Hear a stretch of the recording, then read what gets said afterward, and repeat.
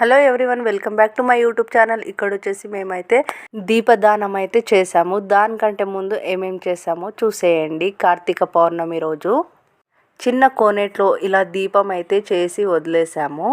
పిండి దీపం చేసి దాని లోపల ఉసిరికాయ పెట్టి నెయ్యితోటి దీపం అయితే చేసాము. ఇలా కోనేట్లో వదిలేయంగానే చాలా అంటే చాలా ప్రశాంతంగా అనిపించింది. ఇక్కడ మేము మా కోడలు వాళ్ళైతే కలిసి వెళ్ళాము.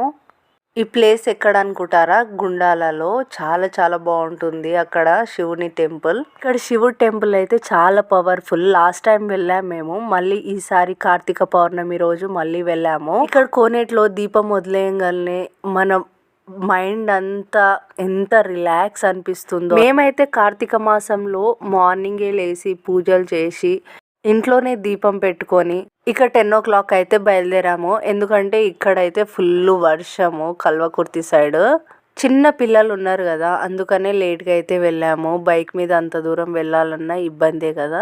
లాస్ట్కి అయితే ఇక్కడ వచ్చి కోనేట్లో మేము దీపం అయితే వదిలేసాము. ఇంకా లోపల ఏమేమి జరిగిందో నెక్స్ట్ వీడియోలో అయితే తప్పకుండా చూడండి. టెంపుల్ అయితే చాలా చాలా బాగుంటుంది. ఈ టెంపుల్ అయితే గుండాల సైడ్. ప్లీజ్ నా వీడియో కొత్త వాళ్ళు ఎవరైనా చూస్తున్నట్టయితే సబ్స్క్రైబ్ చేయడం మర్చిపోకండి. ప్లీజ్ నా వీడియోకి అయితే లైక్ చేయడం మర్చిపోకండి.